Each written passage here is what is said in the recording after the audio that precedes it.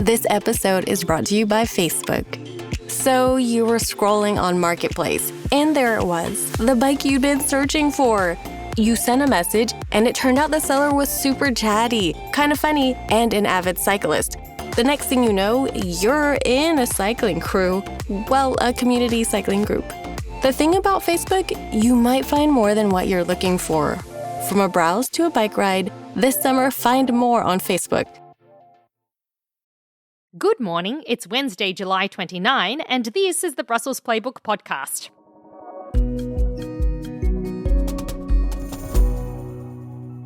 The vibe in Brussels today is turbulent as a split in Poland's Law and Justice Party threatens to destabilise the Conservatives in the European Parliament. Also on the pod, with Montenegro racing to join the EU, the bloc is hiring Montenegrin-speaking officials. And with Belgium's Charleroi airport closing during the second half of 2028 due to works, what does that mean for our low-cost flights? I'm Zoya Sheftalovich, and with me today is Ian Wishart, our senior EU politics editor. Hey, Ian. Hello, Zoya. When was the last time you flew out of Charleroi? Oh, I love the place. So, I do like to go there a lot. On the Flixbus or filler bus or whatever? Yeah. Getting in the back of a van? Yeah. Famously, there is no rail connection to Charleroi airport. What's wrong with the bus? It's fine. Well, that's I know very you're too British. posh to travel by bus. But I am too posh for buses. Listen, before we get to the buses, let's get straight into Polish domestic politics. This is a great one for our producer Dionis, who is made for Polish domestic politics. Anyway, the Law and Justice Party in Poland is cracking up. There's a big split there between Jarosław Kaczyński, who is the kind of figurehead of Law and Justice. This is the PiS party for short. And the former Prime Minister Mateusz Morawiecki, who was seen as kind of a protege of his, but now the two of them have had it with each other. and Morawiecki was sort of seen as the more moderate one. He was. I mean, Kaczynski was old school. He's in his late 70s at this point. He was seen as a hardliner and responsible for a lot of the direction of travel that Poland went through when it was the bad boy of the European Union, when it was rolling back on freedom of the press, on independence of judiciary, that sort of stuff. The PiS was in government in Poland from 2015 to 2023.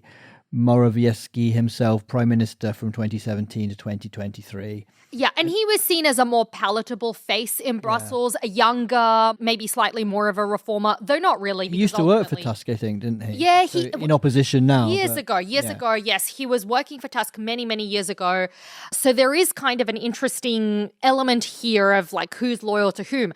But the long and the short of this is that basically Donald Tusk, who is the Prime Minister of Poland, he heads this civic coalition platform group of centrists. They took power in an election back in 2023. Tusk became the Prime Minister. But a lot of the things that he wanted to do, such as liberalizing abortion laws, for instance, or rolling back on some of these judiciary changes, they were blocked by PiS-aligned president. Nawrocki was elected and essentially went about vetoing all of these policies that Tusk wanted to enact. So it's been a difficult time for the Prime Minister. Bottom line then is we would think that this fragmentation of the right makes it easier for Tusk to push through what he wants. Perhaps makes it more likely for him to win the next election, but maybe it's not quite as simple as that. Well, certainly that's the direction of travel of the polling. The polling does show that basically the support for Tusk is staying pretty steady, but the support for Law and Justice is dropping. So I think that is good news for Tusk. And it's really important because in 2027, the Poles are going to go and elect someone for the prime ministership. The parliamentary election is being held.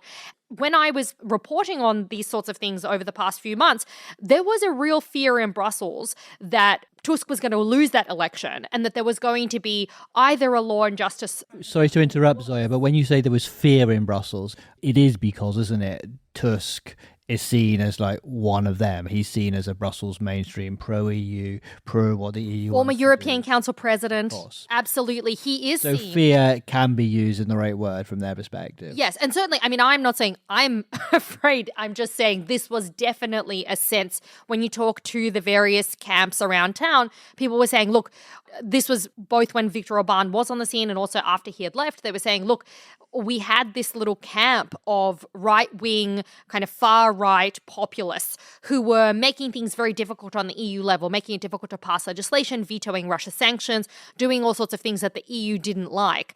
And previously, Law and Justice was part of that camp. When Prime Minister Morawiecki was in power, they were certainly one of the spoilers on that EU stage. There was a big sigh of relief when Tusk won the election in 23, and now, over the past sort of 6 months, with the polling showing that Civic Platform wasn't doing so well, that Tusk wasn't doing so well, there was fear that there would be a return to those bad old days.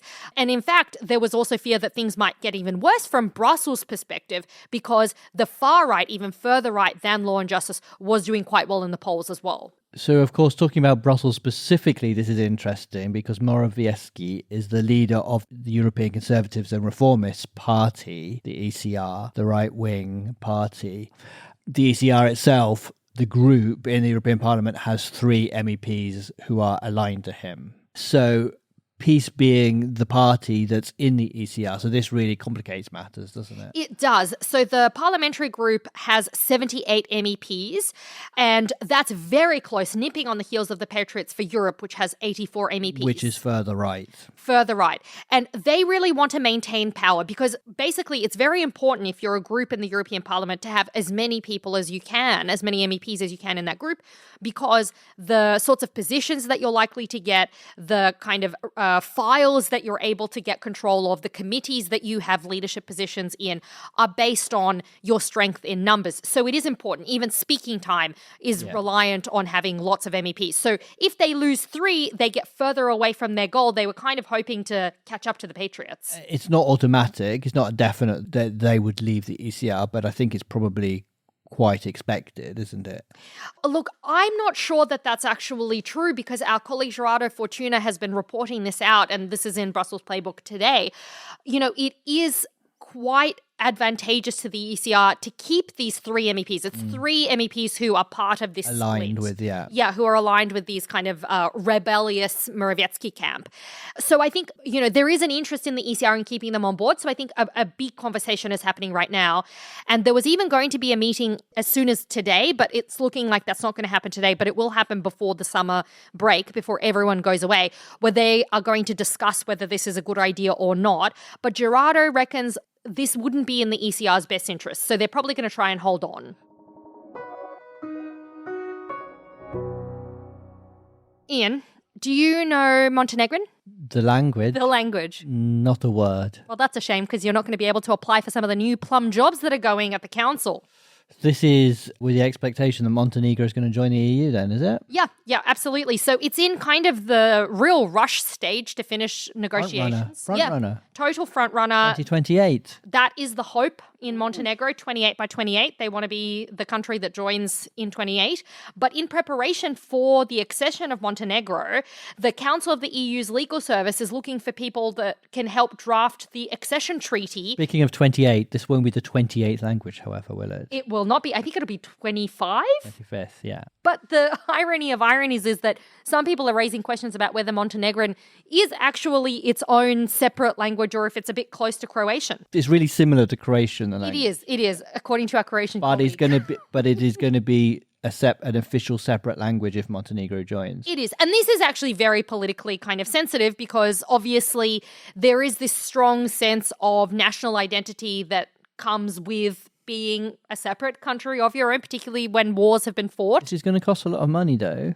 It is going to cost a lot of money because we're talking about having to translate everything into a 25th language, having to have translation available when there's an event so that there's a translator kind of doing the live translation in a headpiece if you're a journalist covering an event. It means lawyers, translation of legal text is very difficult, much more difficult than other things. But it's super interesting at the same time because the question is to what extent there is a variation in the language in Montenegrin. Well, we were told, weren't we, by one of our colleagues yesterday who speaks it, that it's actually even less different than an American and a British person speaking English. Yeah, I was looking into this. I went on a little deep dive as a fan of linguistics. Yeah. And it seems like the kind of key differences are there have been a few new sounds that have been added to Montenegrin to distinguish them from deliberately? Croatian pronunciation. Yeah. So they've got slightly different pronunciation. Can you give me an example? No. Okay. Because I am not Montenegrin nor Croatian. But there are some sounds that are different. And they've also decided to adopt, rather than the Cyrillic alphabet, they're going to go with the Latin alphabet. So that's pretty interesting as well.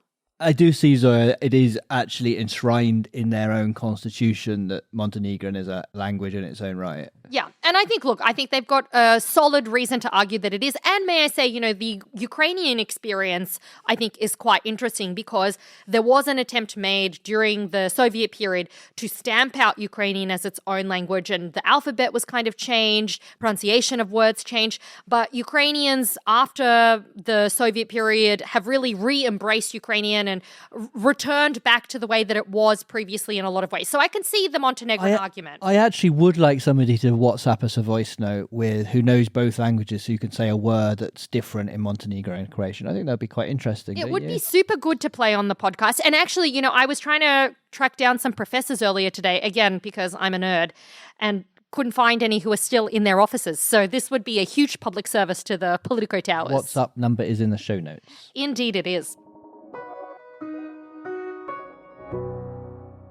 Shall we talk about an airport close to our hearts, Zoya? Yes, but not close to our capital, because it might be called Brussels South, but it is miles and Nobody miles actually away. calls it that, though, do they, Charleroi? I don't know. Someone is meant to. But anyway, it's bad news for everyone, though, because in the second half of 2028, from the 15th of August to the 31st of October, in fact, the whole thing is shutting down. This is a pretty key airport. There are some parts of Italy that are really only accessible from Charleroi if you want a direct flight to bits of southern Italy. Essentially, anything aside from Rome south, apparently our colleagues tell us, is basically Charleroi territory. Who's going to have the EU presidency at that time? Is it Latvia? That is going to be Latvia. Yeah, Are they going to be okay? I think they might be all right. Yeah. Although Wizz Air, which is like the big Eastern European discount airline, I think that's the second largest carrier flying out of Charleroi. So there are some serious issues that this will create. I mean, granted, it's for a few months, so it's not going to be a be-all and end-all deal breaker, but it is a pretty significant thing. Do you know why this is happening? They're redoing the runway, aren't they? They're reconstructing it. They've only got one, so they can't use it. I can't believe they've only got one. It's quite astonishing. It's only a small airport. I mean, this is the thing with these no-frills airlines, really, that these airports are sort of built up around them in the 90s when all the no-frills airlines took off, and I suppose the infrastructure hasn't quite caught up. Yeah, but like theoretically, it's just one runway, but it is 10.5. Theoretically. Okay, practically, literally, it's one runway. But like the stats are pretty astonishing. There are over 100 direct destinations serviced by Charleroi. 10.5 million passengers in 2024 flew from Charleroi. It's the second busiest airport in Belgium. I mean, that's a low bar, but nonetheless. So there's not really a plan for relocation at this point yet. The question is, will those flights be redirected to Zaventem, which is the biggest airport in Brussels? Will it go to neighbouring countries? Not clear yet. The airport has told our colleagues on our mobility team that they're working on it. The plan is coming together, so probably something will happen. The airport, am I right, is still engaged in this standoff with Ryanair over tax? Yeah, that's totally correct. So back in January, Ryanair actually said that it was going to remove around about 10% of its capacity from Charleroi. That's around about 1.1 million seats. This was over this tax that the Walloon government wanted to implement, where they were going to be charging a few euro per passenger for everyone who was departing. And Ryanair was like, well, this is going to make this uncommercial for us. So that's why they decided to pull these flights. I think Ryanair particularly likes Belgium at the best of times, does it? They're always saying Belgium is trying to make flying more expensive. That there's this other tax that the federal government have brought in. But I think it's one of those things where all governments around Europe seem to be doing the same. And I think flights are just going up in general, aren't they? Yeah. Well, look, people are a bit concerned. I mean, it's all fun and games when we're talking about holidays, but there are also people who work at Charleroi Airport, and unions are concerned that maybe this might affect wages, that it might mean that those jobs never come back, because if various companies decide not to run routes from Charleroi after they reopen, then that might affect things. So it is pretty serious too. Hey, Ian, last week we had a really interesting segment on the Portuguese exam system where loads of people have had an issue with their tests. So students who sat tests have had those tests basically messed up by the AI marking system. Well, we got a message from one of our listeners, Manuel, who's 16 years old from Portugal. Thanks for listening, Manuel. Yeah, indeed. And he said he hasn't been affected himself, but he's got a few friends who have been and are desperately in search for a solution. And he writes in, the situation is more chaotic than what is really known. Thousands of pages were missing. Many scans weren't done properly. There are exams attributed to one student, but that exam is not what that student has done. And students with good grades are receiving negative ones. Well, that's shocking, but at least he's got the podcast to listen to keep him entertained. Yeah, absolutely. And speaking of the podcast, hopefully he and all his friends can give us a rating, write us a review. Let their friends know. But make sure your grade is better than the ones that are more reliable than the ones you're getting in your exam mark. Yeah.